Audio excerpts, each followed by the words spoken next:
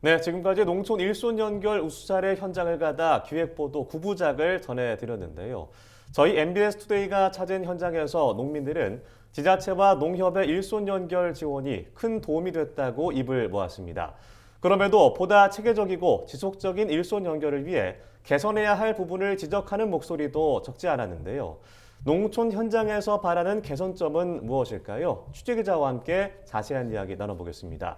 이호철, 김수아 기자 나와 있습니다. 어서 오십시오. 예, 먼저 이 기자, 이번 연속기획 보도를 취재하면서 공공형 계절근로자 제도에 대한 농민들의 반응이 특히나 인상적이었다고요. 예, 이 공공형 계절근로제는 지자체나 지역농협이 외국인 근로자를 직접 고용한 후 하루 또는 이틀 단위로 농가에 파견하는 사업인데요. 농가가 직접 외국인을 고용하는 방식과 다르게 필요할 때 필요한 만큼만 인력을 지원받을 수 있어서 농민들의 호응도가 매우 높았습니다. 일반 외국 근로자를 쓰면 13만 원인데 우리 계절 근로자를 쓰면 와룡농협이나 안동농협에서 하는 계절을 쓰면 11만 원에 왕복 태워 주고 태워 가고 그게 없나고. 안 그러면 일반 근로자를 쓰면 우리가 태우러 가야 되고 퇴근시켜 줘야 되고 그런 차이점이 있죠. 3만 원 차이가 나죠. 그러니까 전체적으로 차이가 많이. 네, 이 제도를 통해서 인건비가 줄었다는 농민들의 반응이 참 인상적이었습니다. 이런 공공형 계절근로제를 효율적으로 운영하기 위해서 지자체와 농협이 기울인 노력도 적지 않다고요.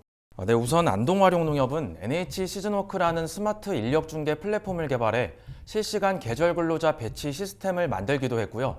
함양군은 자체 예산을 편성해 계절 근로자를 위한 기숙사를 건립하기도 했습니다.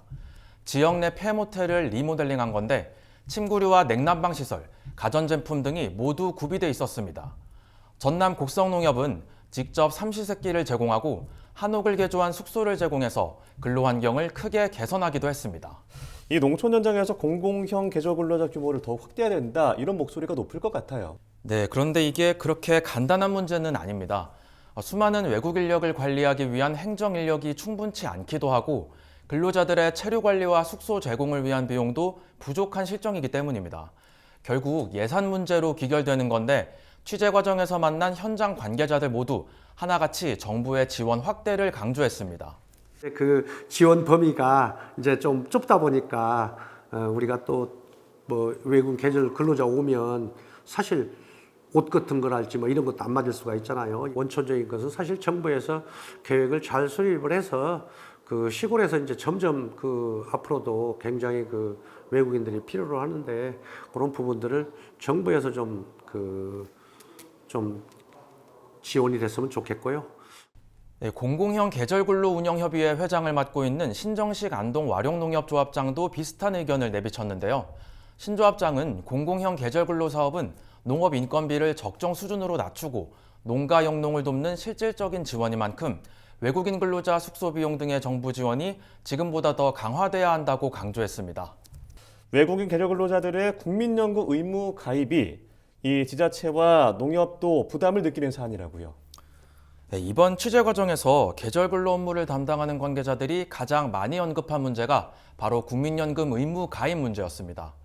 현행법상 외국인 근로자가 공공형 계절근로에 참여하려면 고용주인 농협을 통해 국민연금에 가입해야 합니다. 국내 근로자와 동일하게 농협과 외국인 근로자가 10여만 원의 보험료를 각각 부담하는 방식인데요. 근데 계절 근로자는 몇 달만 일하고 돌아가는 단기 노동자잖아요. 이들에게 노후 보장을 위한 국민연금 가입을 강제하는 게 과연 합리적인지에 대한 의문을 제기하는 목소리가 많았습니다.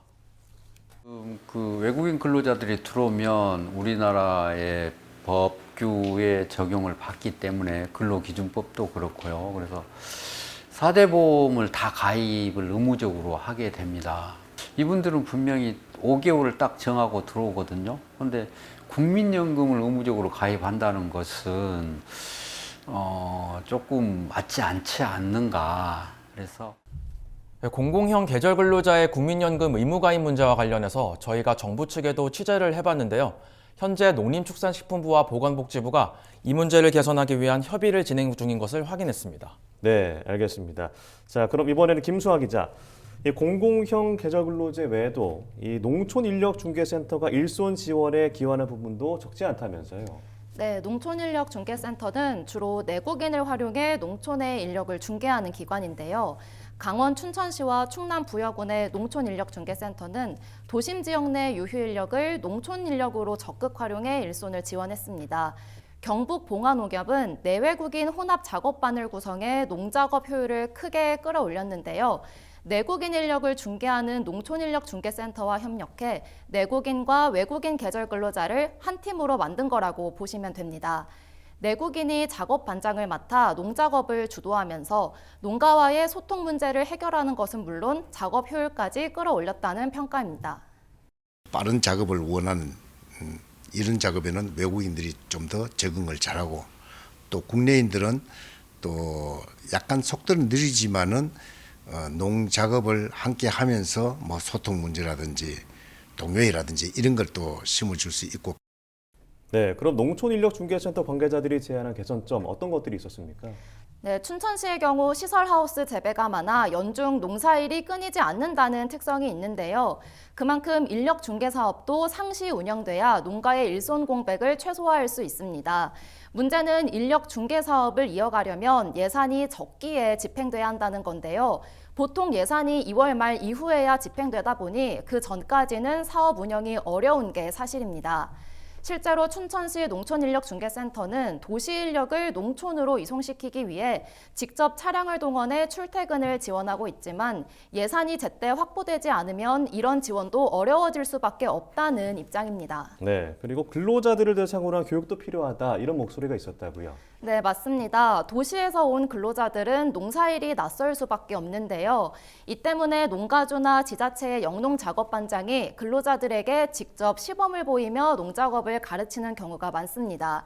하지만 이런 방식은 한계가 있어 보다 체계적이고 구체적인 영농교육이 필요하다는 의견이 적지 않았습니다. 현재 이런 토마토 같은 거 보시면 제가 하나 따볼게요. 이렇게 따면 이 꼭지 있잖아요. 이게 꼭지가 떨어져버리면 상품성이 없어가지고 이건 못 써요. 그래서 꼭지가 꼭 붙어 있어야 되거든요. 이런 주의할 점이라든가 이제 작업하기 전에 그런 주의를 들어야 되고 또는 뭐 애호박도 따거나 또 뭐 이렇게 애호박 사시면 비닐 씌워져 있잖아요. 이렇게 씌우는 그 방법을 제가 그걸 한번 실수를 해가지고. 네, 쉽게 말해서 농업 현장 투입 전에 농작업을 배울 수 있는 교육 체계가 마련되면 좋겠다는 건데요. 실제로 귀농귀촌을 준비하는 사람들을 위해 각 지자체 농업기술센터에는 다양한 교육 과정을 운영하고 있고 농업기술원에서도 영농기술 영상을 제공하고 있습니다. 이런 자료들을 도시근로자의 영농교육에 활용하거나 더 적극적으로 홍보해 근로자들이 쉽게 영농 정보를 접할 수 있도록 하는 것도 하나의 대안이 될 수 있을 것으로 보입니다. 네, 김순아 기자, 이호철 기자 고생 많았습니다. 앞으로 이런 개선점들이 정부 정책에 반영돼 각 지역의 농가 일손 지원이 더욱 원활해질 수 있길 기대해 보겠습니다. MBS 투데이가 본격적인 봄 영농철을 앞두고 한 달간 이어온 농촌 일손 연결 우수 사례 현장 기획 보도는 여기서 마무리하겠습니다. 고생 많았습니다.